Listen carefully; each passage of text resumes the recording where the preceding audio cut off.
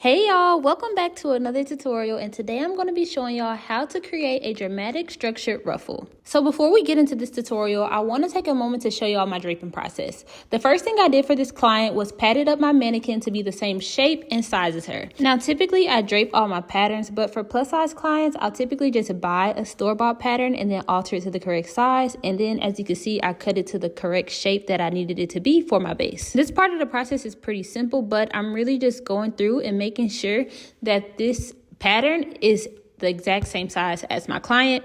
After that, I know that I want my draping to go inside of actual seams instead of being sewn on top of the dress, so I drew where I wanted those seams to go.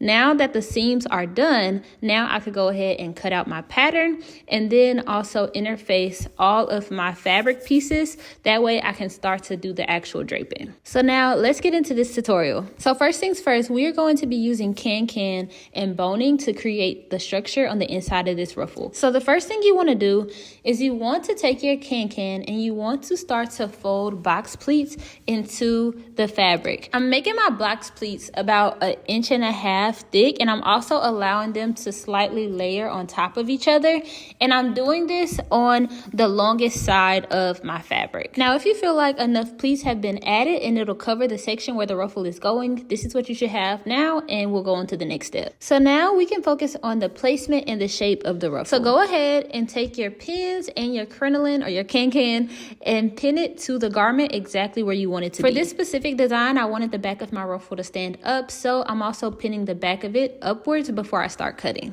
Once everything is pinned properly, this is what you should have. Now we're going to go ahead and start shaping our ruffle. So I'm starting from the center since I know I want that part to be the fullest, and I'm going to start cutting the bottom of my ruffle first.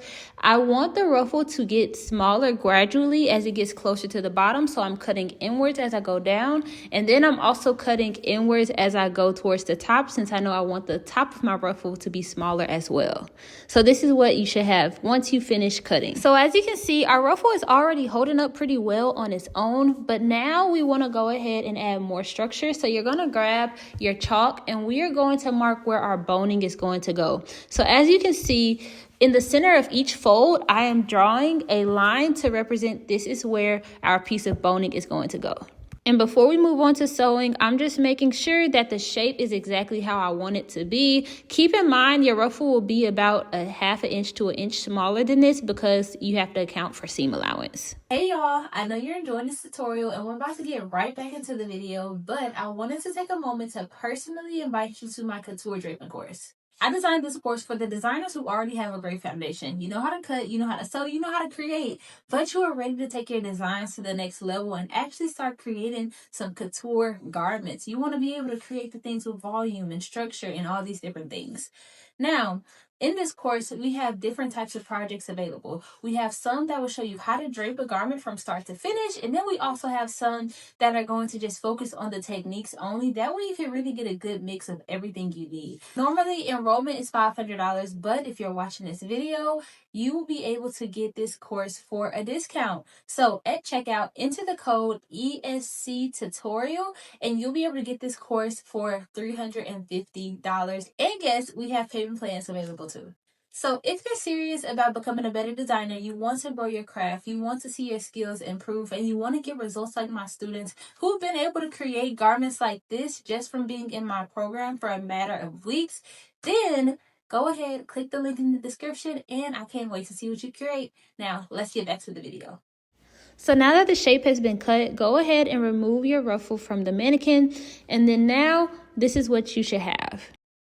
So the next thing we're going to do is we are going to measure the length of our ruffle. We want to make sure that once we remove these pins, we're able to get the ruffle to the exact same size. And I'm also measuring to see where do my ruffles start and stop on this piece of fabric.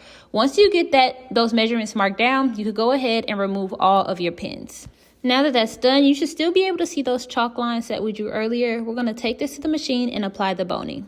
Once you sew the boning onto your can, this is what it should look like. It should be a long piece with multiple strips of boning going throughout it. Now we could go ahead and move on to the cutting.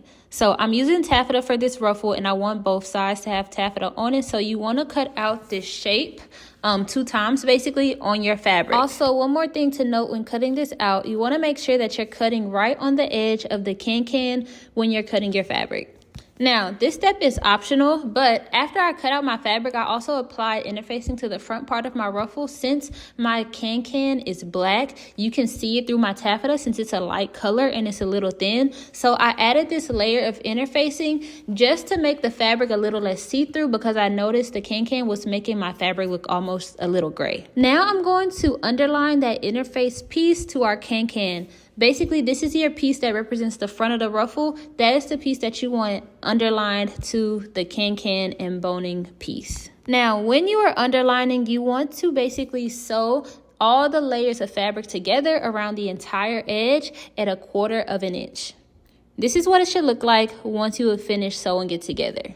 After that's done, you can go ahead and start to sew the lining. You want to sew the outside edge of the ruffle first. So basically the side that won't be connected to the dress. And you want to sew the outside of the ruffle at 1/2 inch. Once you finish sewing the outside of the ruffle, you want to top stitch the seam allowance to the lining. This will give it a nice, neat, and flat look, and this is how it looks on the inside. Once that's done, you want to close up the sides of the ruffle. So we're leaving the inner edge of our ruffle open, but you want to sew up the sides at 1/2 inch also. Once you sew both sides, go ahead and slightly cut the corners and then flip it right side out.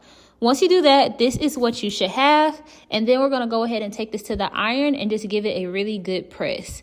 You want to make sure that the ruffle is nice and flat.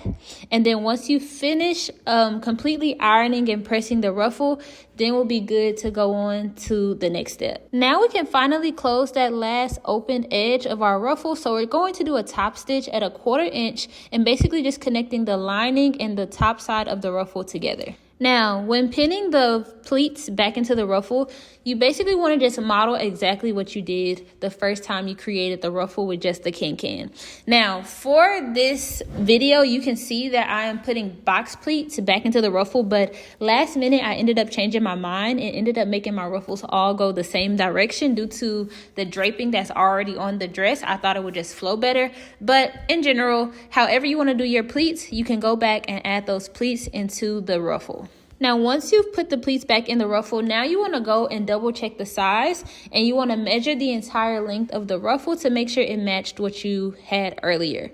Now, once I put this on the mannequin, I realized that this ruffle was way too big, so I ended up cutting mine down. This is not something that you have to do to your ruffle.